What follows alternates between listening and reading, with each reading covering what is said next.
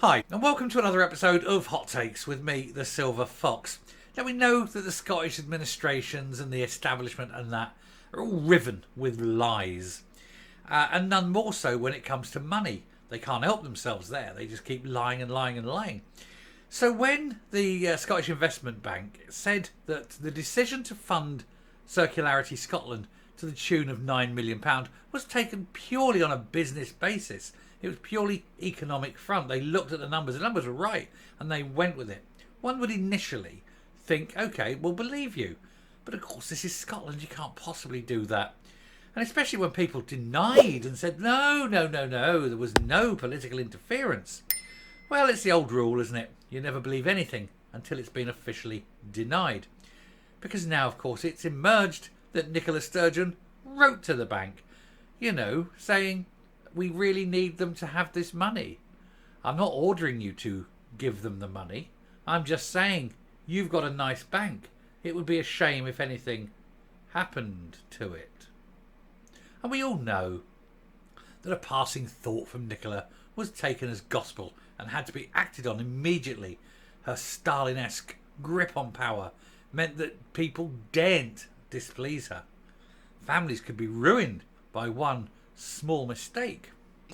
So we'll take a look at this article to see why, despite the claims that it was not political, it was, of course, political. Here goes. So Nicola Sturgeon interfered in decision to hand £9 million to the failed deposit return scheme operator. The former First Minister supplied a letter to the Scottish Government-owned Scottish Investment Bank detailing how important Circularity Scotland were before they received £9 million in public funding. It would be most improper for her to ask. It must have been a decision by the bank. They're independent after all. However, that letter kind of went a long way, I think, in shaping their decisions, because after all, you don't want to upset Nicola. So Nicola Sturgeon interfered in a decision to hand the failed deposit return scheme operator Circularity Scotland £9 million, according to new documents. The Scottish National Investment Bank, which is owned by the Scottish Government, gave the substantial sum to help set up the recycling project. But bosses admitted that the taxpayer funding is unlikely to ever be paid back. After the organisation plunged into administration with about 60 members of staff losing their jobs. And it also owes £86 million in debt. And that's just that bank. I mean, you're going to have all these compensation claims coming in as well. The majority of this, £65 million, was owed to Biffa, who were contracted to provide logistics for the initiative. Now it has been revealed, and this is the important thing, because, this is supposed to be an independent bank, owned by the government, but the decisions arrived at have to be done purely on an economic footing, not political influence. However, it has now been revealed that the former First Minister provided a letter to Circularity Scotland to send to the bank to back the organisation while it was in talks about financing. The document highlighted how the deposit return scheme was a key policy at Holyrood, and that ministers were working closely with the team, basically implying this has to happen, this has to go through. Bank bosses claimed there was no political interference in their decision to hand a substantial amount of funding to the business. But emails reported by the Times call this into question. I would immediately call it into question every time anyway. This is the Scottish Government. Corrupt to buggery. Circularity Scotland sent a signed letter by Miss Sturgeon to bank officials on the 9th of February. The email said, "We thought it would be helpful to share with you and the team this letter received from the First Minister, reiterating the Scottish Government's support of Circularity Scotland to deliver the DRS in 2023.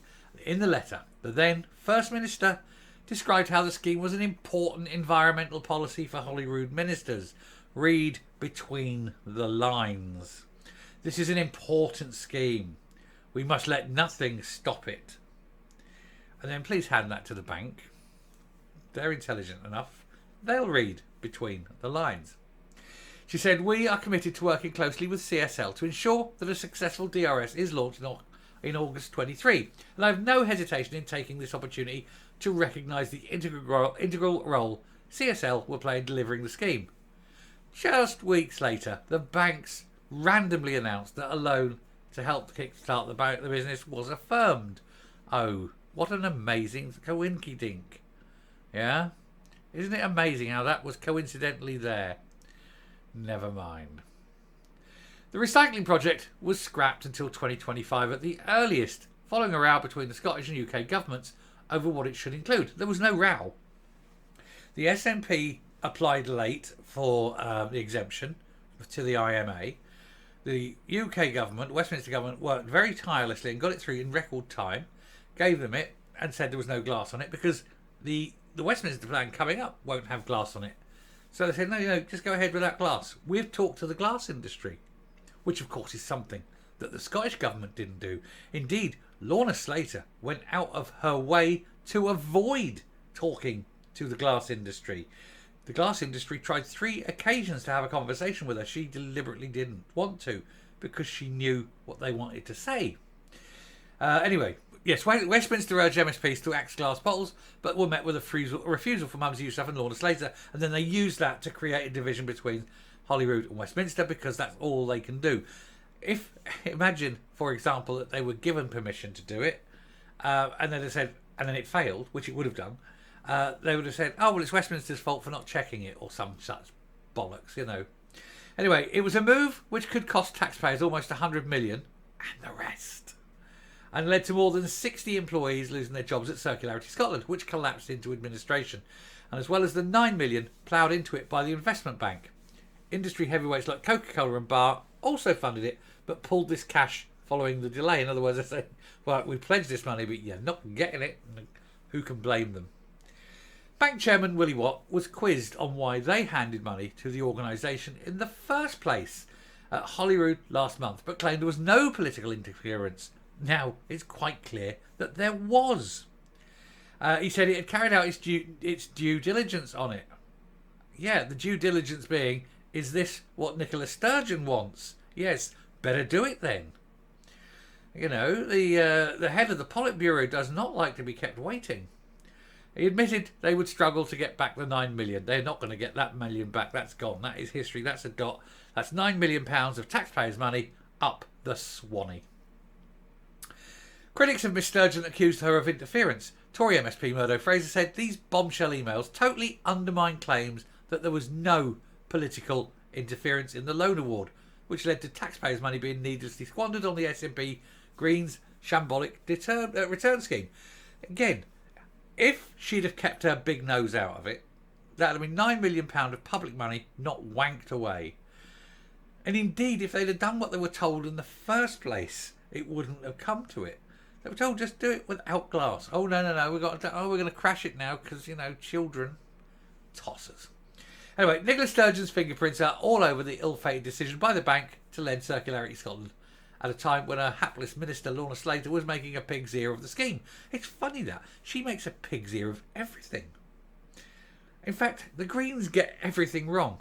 Every time they try to bring a policy in, it fails, and it fails spectacularly. Anyway, both Nicola Sturgeon and Lorna Slater have serious questions to answer. Oh, about a great many things. Over what really happened behind the scenes in a fiasco that's cost the taxpayer and Scottish businesses an absolute fortune, and continues to do so, and will continue to do so for quite some time. This has got a long way to run, and there's a lot of money going to be coming out of this one. Scottish Labour MSP Daniel Johnson added, from the time this has started to the time it was delayed, the handling of DRS was chaotic and lacked transparency. That's because they had a moron in charge. There are serious questions to be answered over this, and why Nicola Sturgeon was interfering in what should have been private decisions. Because she can't help herself. She has to have her grubby little fingers into everybody else's pie. She needs to know what's going on at all times. Control freakery. Absolute control freakery. And that's basically it then, just finished off. But yeah, again, political interference. She couldn't help herself. I'm going to say that picture. Now, so you see that picture there? That reminds me of Mason Verger, Gary Oldman's character in Hannibal. If you don't know who that is, please do go and Google it. But honestly, spitting image. Anyway, I shall stop there and I shall come up and we shall round off the video. She really is. Even now she's gone, she's like the spectre at the feast, isn't she? Her creepy evil tendrils get everywhere. Every aspect of government. And there you'll find, crawling through the structure of it, the little growths of Nicola Sturgeon. Every decision ever made, her hands are all over it. She had total power. And that is why, of course, the SNP is in such a state. It was a one-person party. She had absolute and total control over every single aspect. And nobody dare stand up to her and say no. She treated it as her own fiefdom. Well, that's why she had to go. But I think that also means that's why she's going to be so legally responsible for everything that goes wrong. Because it was all ultimately her decisions. They were only obeying orders. It's not really a defence. But since it was she who was giving them, she's guilty too. Anyway, I shall stop there. Thank you very much for watching. If you like what you see here on the channel, do please hit the subscribe button, ring the bell, leave a like, leave a comment, please share the video. And do go and have a look at Mason Verger in Hannibal and compare it to that photograph. Honestly, it's lifelike. And until next time, stay safe, stay well, and remember, Sturgeon's gone now, but she's not forgotten, and the police will be a-knocking. Bye.